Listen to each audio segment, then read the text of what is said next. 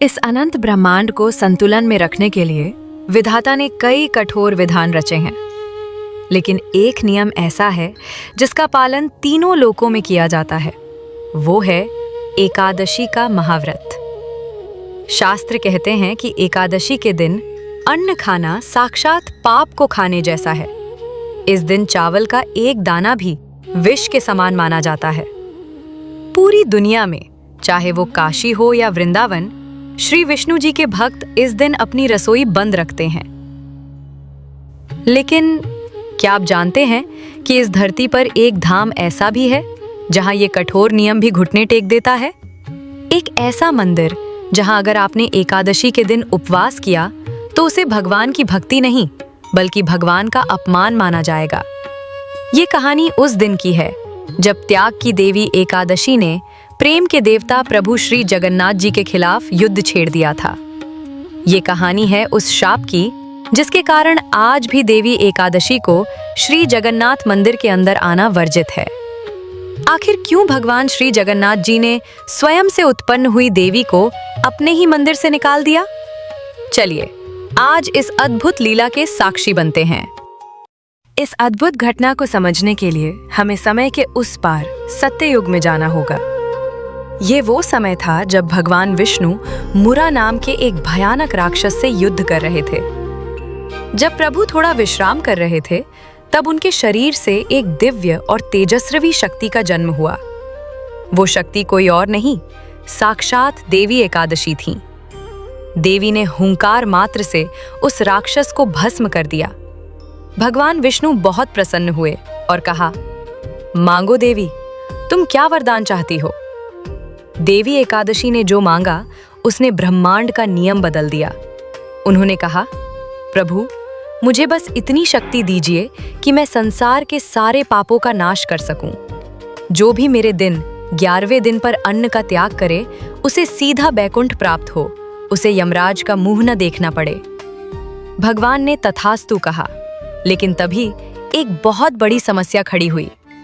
पाप पुरुष, पाप का जीवित रूप, रोते हुए भगवान के पास आया। उसने कहा, प्रभु, अगर एकादशी के दिन सब पवित्र हो जाएंगे तो मैं कहाँ रहूंगा? मेरा तो अस्तित्व ही मिट जाएगा। तब भगवान विष्णु ने संतुलन बनाने के लिए एक कठोर नियम बनाया।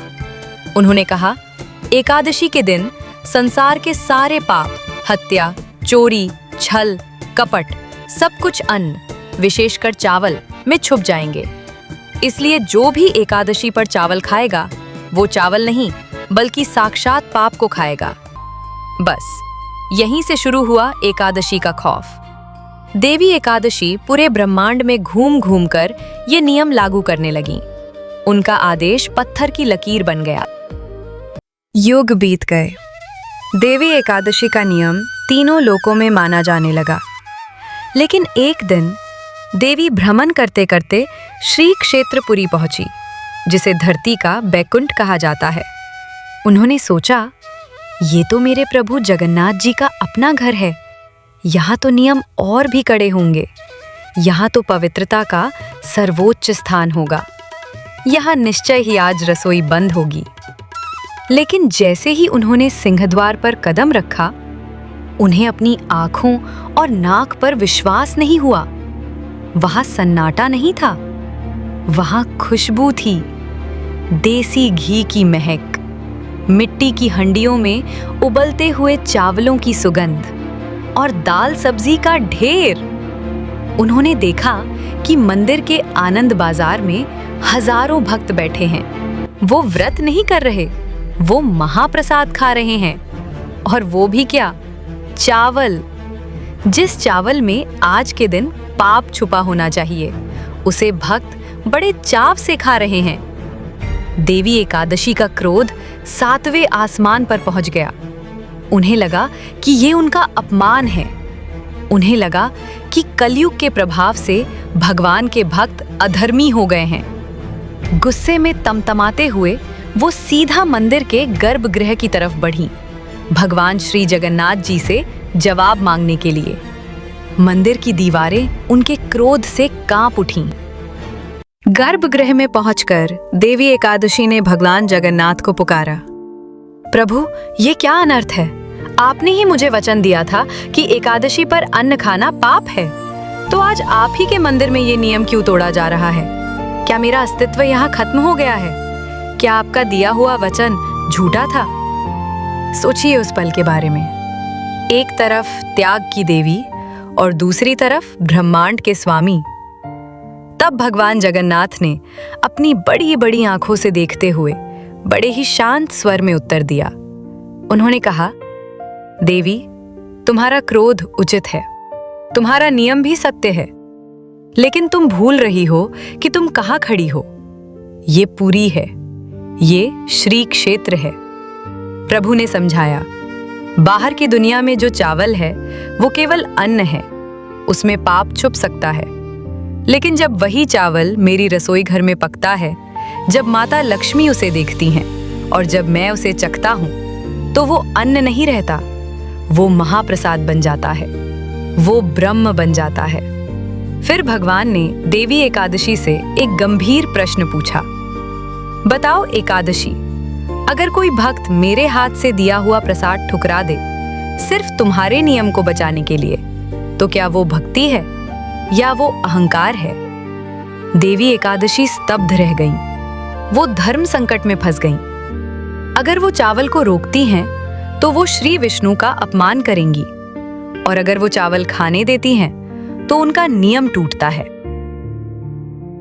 अंत में भगवान श्री जगन्नाथ जी ने एक ऐसा फैसला सुनाया जो आज तक पुरी के इतिहास में लिखा हुआ है। उन्होंने देवी एकादशी से कहा, देवी, तुम्हारा नियम सर्वोपरि है, लेकिन मेरा प्रेम युक्त महाप्रसाद उससे भी ऊपर है। इसलिए आज से तुम्हारा प्रवेश इस मंदिर के भीतर वर्जित है। जी हाँ, भगवान ने देवी एकादशी से कहा, तुम मंदिर के अंदर नहीं आ सकती, क्योंकि अगर तुम अंदर आईं तो तुम मेरे भक्तों को महाप्रसाद खाते हुए देखोगी और तुम्हें कष्ट होगा कि तुम्हारा नियम टूट रहा है। मैं तुम्हें दुखी नहीं देख सकता। कहा जाता है कि देवी एकादशी को श्री जगन्नाथ मंदिर के बहरन द्वार, दक्षिणी द्वार के पास उल्टी स्थिति में स्थापित किया गया है। उन्हें वहां प्रतीकात्मक रूप से बांध दिया गया ताकि वे नियम की रक्षा करें और भगवान करुणा की। लेकिन भगवान दयालु हैं। उन्होंने देवी का मान रखने के लिए एक समझौता भी किया। उन्होंने एक ऐसी मर्यादा खींची जो आज भी पुरी की परंपरा में जीवित है। प्रभु ने कहा, श्री मंदिर के भीतर केवल और केवल महाप्रसाद ही सर्वोपरि रहेगा। यहाँ अन्न दोष नहीं बल्कि मोक्ष है। किंतु मंदिर की देहरी के बाहर देवी एकादशी के तप और नियमों का पूर्ण सम्मान किया जाएगा। यही कारण है कि आज भी एकादशी के दिन पुरी के घरों में चावल नहीं पकता, लेकिन भगवान की रसोई में महाप्रसाद का महाभोग कभी नहीं रुकता। इस तरह भगवान ने प्रेम और नियम के बीच एक अद्भुत संतुलन स्थापित किया। तो दोस्तों, ये है जगन्नाथ संस्कृति की खूबसूरती। दुनिया के लिए जो पाप है, प्रभु श्री जगन्नाथ जी के दरबार में वही कैवल्य बन जाता है।